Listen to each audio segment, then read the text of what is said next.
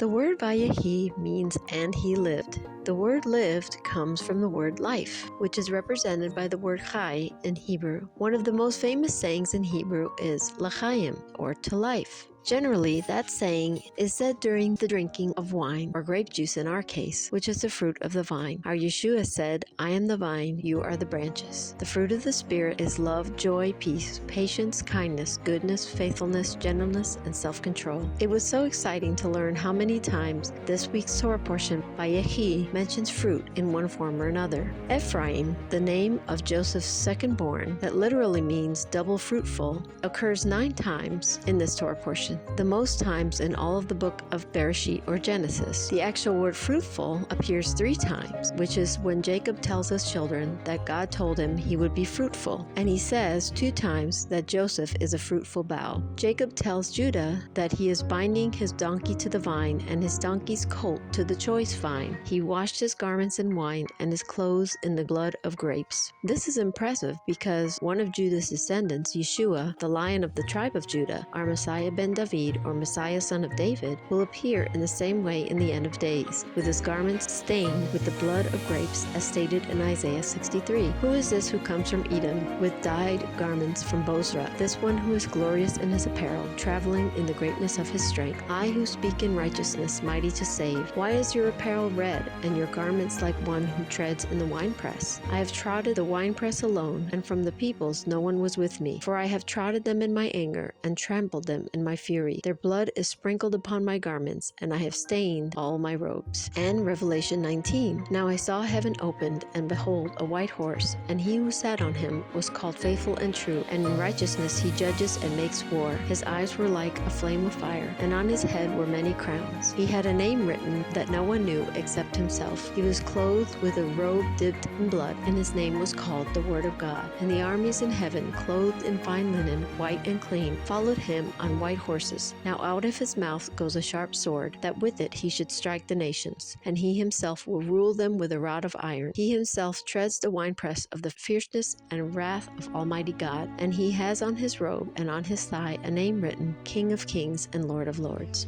As we know, wine is just fermented juice of grapes.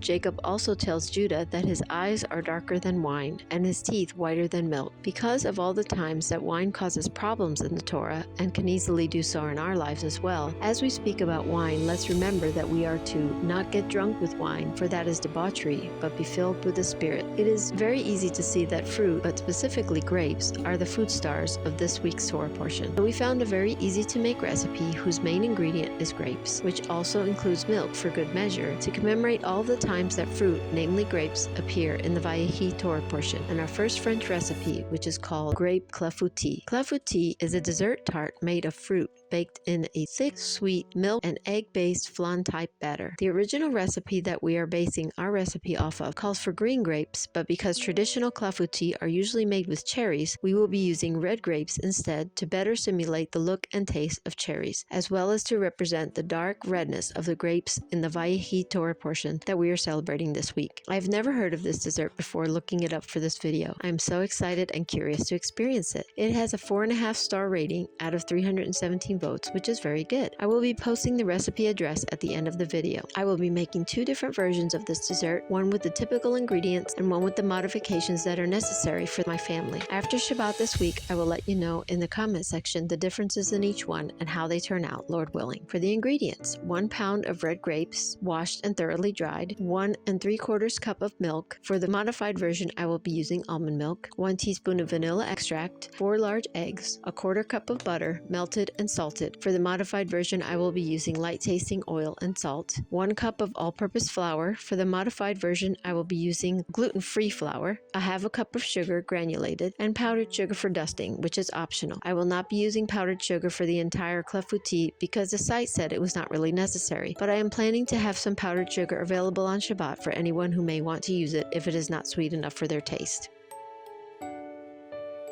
The instructions. Preheat oven to 375 degrees. Butter your baking dish with some of the melted butter. Place the grapes on the bottom of the baking dish. In a blender, add the flour, sugar, vanilla extract, remaining butter, eggs, and milk. Blend everything together so that it makes a nice thin batter. Pour the clafoutis batter over the grapes. Bake for about 1 hour or until the center is set. Dust with powdered sugar if preferred and serve warm. There's some notes. Dry your grapes. Make sure to dry your grapes with paper towels to avoid a high water content in the clafoutis, which could result in a wetter flan. You can make individual servings. If you're serving a crowd, you can use a muffin tin to make personal servings. Your grape clafoutis will last up to 4 days refrigerated, covered with plastic wrap. And here's the recipe site address.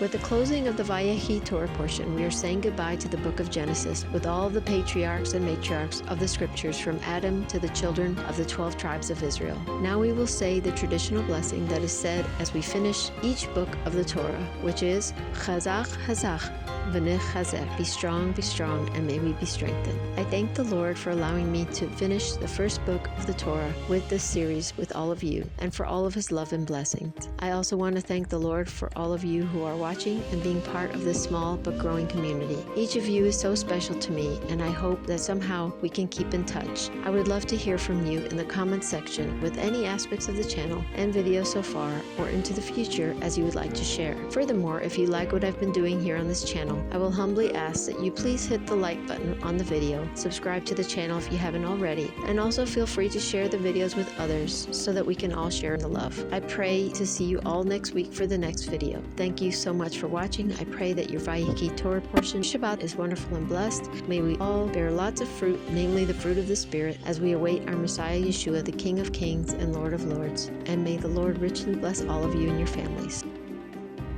L'chaim.